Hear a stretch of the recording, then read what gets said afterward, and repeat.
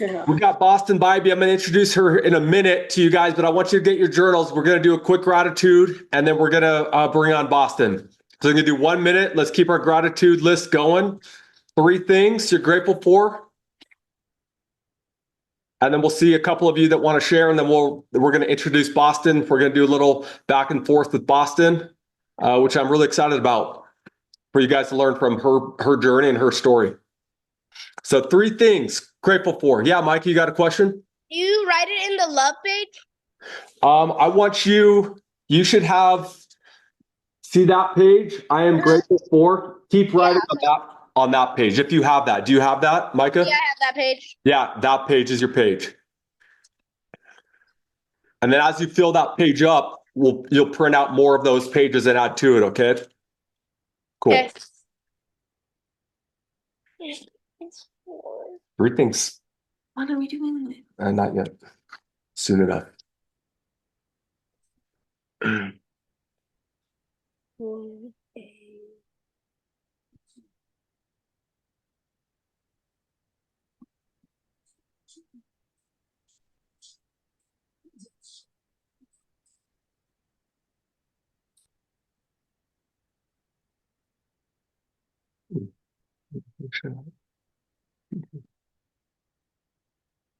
Hey, by the way, I wasn't sure if I was going to be on tonight, so I'm really excited to be back. We were on a trip down in, any of you guys heard of Havasupai Falls? Havasupai Falls. Yeah, super awesome hike down on the Indian reservation, kind of by the Grand Canyon. So me and my wife, Bobby, and then her siblings and their spouses, we had 12 adults. Bobby knows, or Boston knows a lot of the people that went on that hike with us. It was super cool, but we got rained out 2 different nights. So we did everything and then we came back early, and that's why I'm on tonight, which is cool. But the trip was awesome. I recommend it to all of you guys. If you can make it, go down to Havasupai Falls. Anybody have something they want to share on the gratitude list really quick? Yeah, Tanner. So 2 controversial or contradicting ones that I put. I'm grateful for failure, but I'm also grateful for success. I like that. The dichotomy of both, right? You need a both, don't you? Yeah. Absolutely. I love that one. Thanks, Tanner. Micah. I have 2 things. I'm grateful for life itself and baseball. Woo! Love it. Love it. Those are awesome, Micah. Brighton, last one to share. What do you got? I said Club D1 because, yeah. Because why? Give us one reason why you like Club D1. Because it's fun and it gives me a reason to stay up later.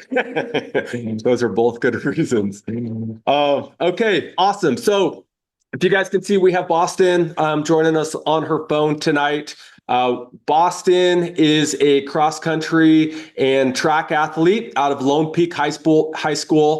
She is a senior this year, and she's down there in Lone Peak and just committed to BYU on a full ride scholarship in cross country and track. And so to do that is really impressive.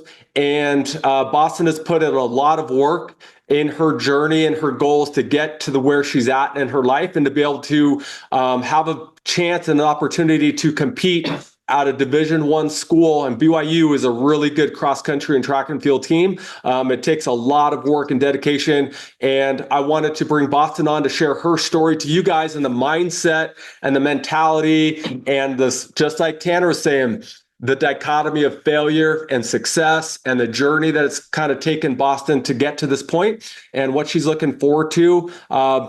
Really quick, Boston, I'm going to ask you, what's your mile time? So they all know that your PR mile time. My PR, it's at lower elevation, so it'll be a little bit higher for higher elevation, but it's 4:49. 4:49. How many of you guys can even break 6 minutes? 4:49. So that's sub 5 minutes, which is just incredible, which is sub 60 seconds per lap for 4 laps. It's just awesome. And I know what it takes. I can't imagine what it takes, but it takes a lot of work and effort to get to those running levels and to maintain that. And so Boston, why don't you share a little bit kind of about your journey really quick, and just kind of as you progress through high school, and really kind of maybe take us through the point where you in your head kind of started to think about running beyond high school? And then when you really believed when that moment was going to be a possibility for you? Sure. First off, thanks so much for having me. This is such a cool program, and I'm so happy to be here. This is super cool that you guys all want to reach your goals and do all this amazing things, all these amazing things. So I've always wanted to run, probably since around 8th grade was when I kind of decided that I wanted to dial in and have that be my sport. And in 8th grade, I actually was not very fast. 7th and 8th grade, I ran middle school track and cross country, and I did it because my family does it, and I was just kind of like doing it because my dad liked it when I raced, and so I was like, oh, I'll just run because it's just like, oh, whatever. And then in 8th grade, we did our first like real track season because 7th grade we didn't have track because of COVID, and I just fell in love with the speed and the intensity and the shorter distance. And that's kind of like what got me on to like, oh, I could actually like do something with this. So beginning of 8th grade track season around January, I sat down and I set a bunch of training goals. So I started at running 2 times a week in the mornings with my dad before school. And that slowly built up to 5 days a week. And then my goal was to hit some times in races and get my PR down to like a 5:30-ish, which was a good goal for me to set at that time. And I eventually got it down at the final meet. I hit a 5:26. So that was a super, super cool experience for me to set a goal and achieve it. And I started reading up on BYU actually that same season and heard about their coach. They'd just gotten a new coach and she was super, super successful. And I took that magazine article to my dad. I was like, I want to run for her. Like, I'm going to do this. I'm going to run for her. And here we are, and I'm running for her next year. So that's super, super cool. And you're doing it, and you did it. How amazing.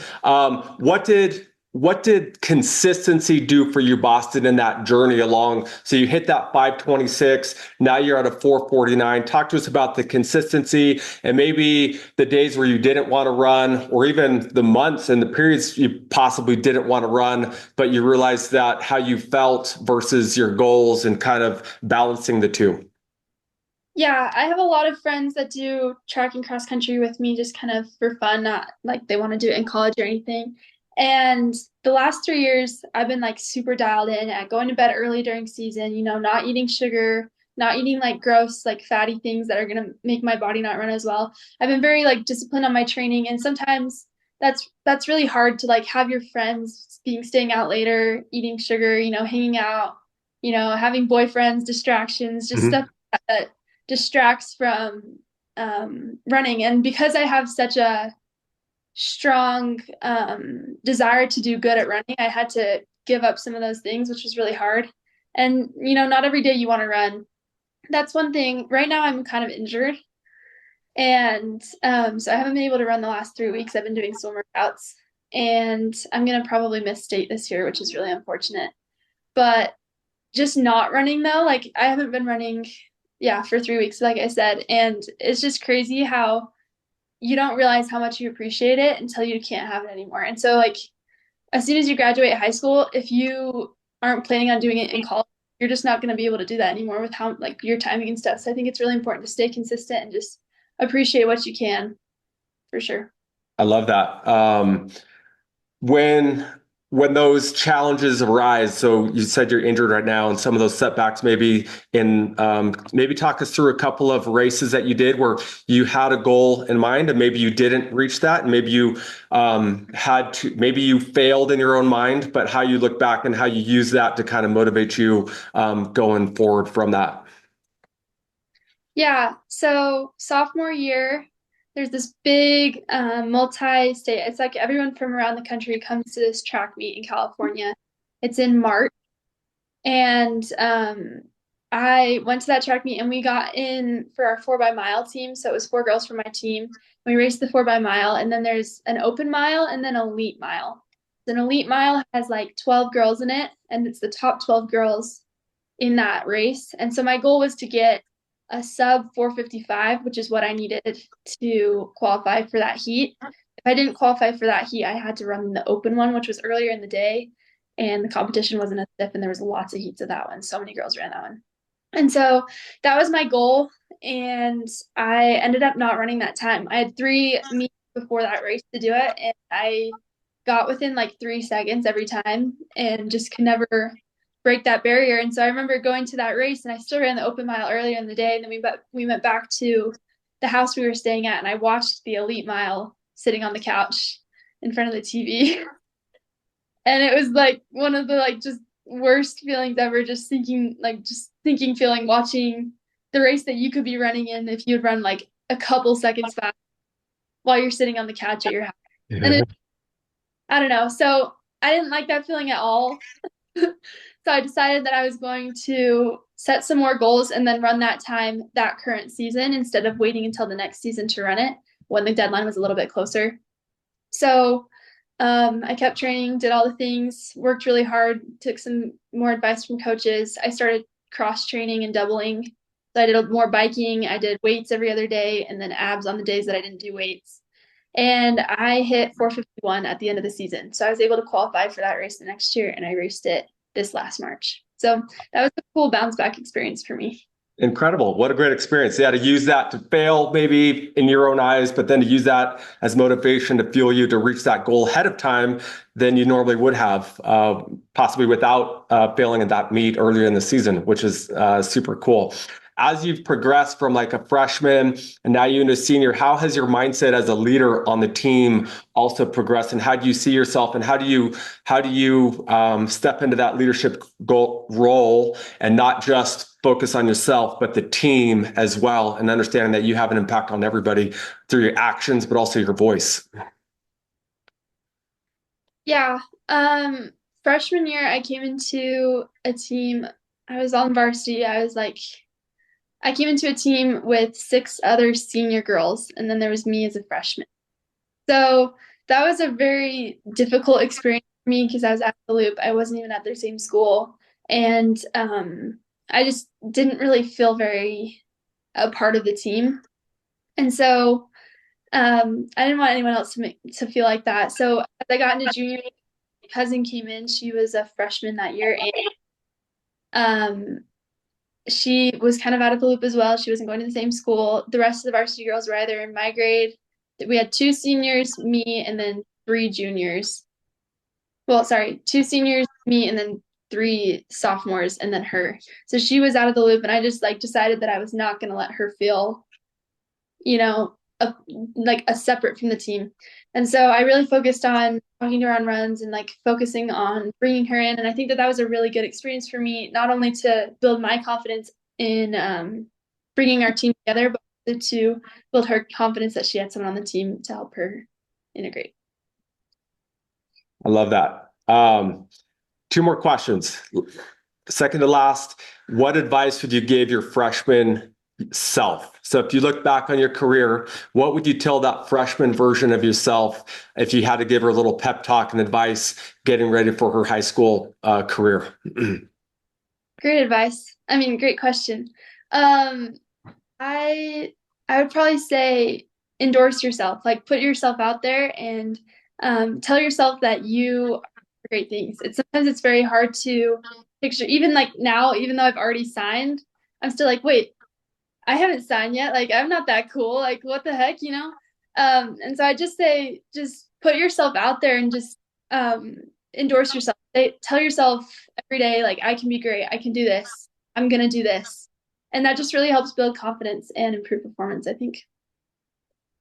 I love it. I love it. This month, we're focused on positive self-talk, and we're focusing on ourselves and telling ourselves how good we are and believing that and saying it. Sometimes you have to say it, even though you might not believe it, and it kind of transitions into that whole ability to just go for it, which is spot on to what we're talking about.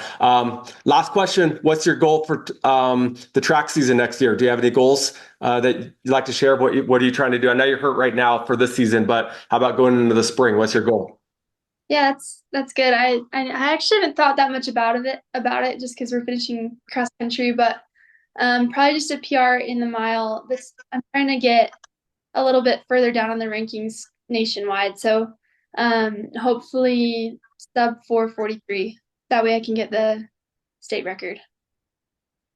Incredible. We're going to be cheering you on. So super awesome. Really appreciate it, Boston. Great words of advice from for a group. They're just a couple years behind you, and you're leading the way. And we really appreciate your experience and what you've learned and what you taught us tonight. So thank you.